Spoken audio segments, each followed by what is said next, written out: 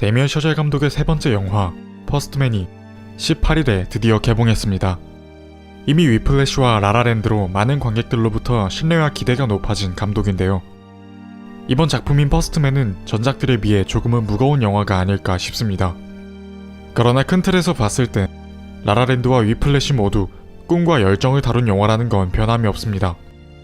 그리고 퍼스트맨 또한 마찬가지죠. 라라랜드가 열정이었다면 위플래시는 광기이고 이 둘을 적절히 배합한 것이 바로 퍼스트맨입니다. 앞서 퍼스트맨은 여타의 우주를 다룬 영화와 같은 방향으로 생각하고 관람하신다면 조금은 지루하게 느껴질 수도 있습니다. 이 작품은 우주적 배경을 다루는 SF 영화가 아니라 오히려 닐 암스트롱이라는 한 인간의 심리적 압박과 성장을 다루는 휴먼 드라마 내지는 다큐에 가까운 영화입니다. 기존의 우주 영화가 광활한 우주의 배경을 묘사하면서 극적 분위기를 유도하는 데 할애했다면 퍼스트맨은 그와 달리 우주에 대한 세부적 묘사를 하지 않습니다. 그저 닐이 우주선 내부에서 바라보는 자그마한 창을 비추는 데 그치죠. 이러한 효과로 얻을 수 있는 건 바로 닐이 느끼는 감정을 관객들이 몸소 체험하는 듯한 기분을 느끼게 한다는 것입니다. 그렇다고 우주를 전부 드러내지 않는 것은 아닙니다. 단 한 번 닐이 마침내 달에 발을 내딛었을 때 비로소 화면은 달의 전경으로 가득 찹니다. 그러나 그마저도 닐이 바라보는 모습만을 담아내죠. 그렇게 이 영화는 오로지 닐이라는 인간의 감정을 최대한 관객들이 체험하게끔 하는 데에 집중합니다. 또한 라라랜드와 위플래시에서 함께 작업했던 음악감독 저스틴 허위츠와 또 한 번 합을 맞췄는데 이번 영화의 음악도 더할 나위 없이 훌륭한 건 분명하지만 결코 음악으로 승부하는 영화는 아닙니다. 오히려 배경음악을 줄임으로써 얻어내는 극적인 긴장감이 배가 되었다고 해도 과언이 아닙니다. 이 또한 무중력 상태인 우주의 환경을 반영한 결과겠죠.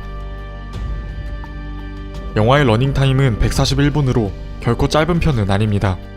앞서 계속해서 언급했듯이 이 영화는 주인공 닐 암스트롱이라는 인물이 겪는 현장감을 체험하게끔 만드는 데 성공했습니다. 때문에 이 영화를 보는 내내 한순간도 지루할 틈이 없는 것은 분명한 사실입니다. 물론 어디까지나 이 영화를 이끌어가는 닐이라는 인물에 몰입이 되어야만 하겠죠.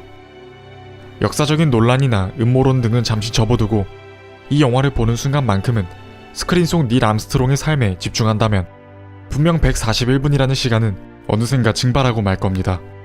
장담합니다. 연기에 대한 얘기를 빼놓을 순 없죠.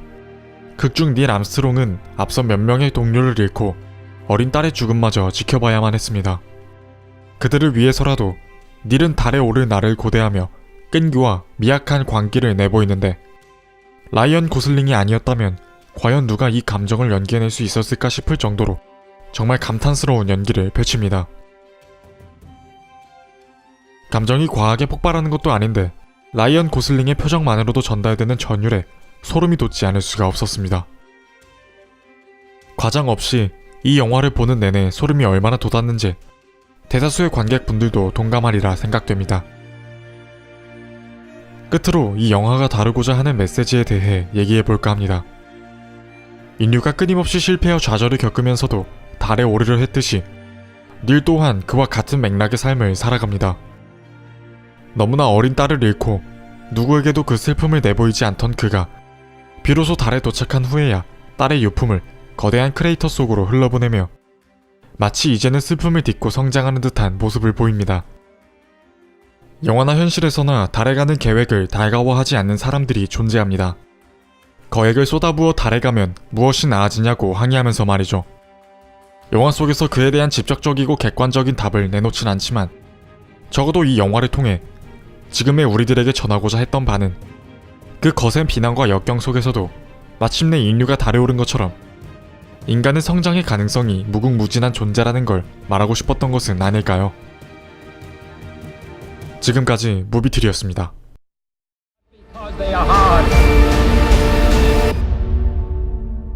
That's one small step for man, one giant leap for mankind.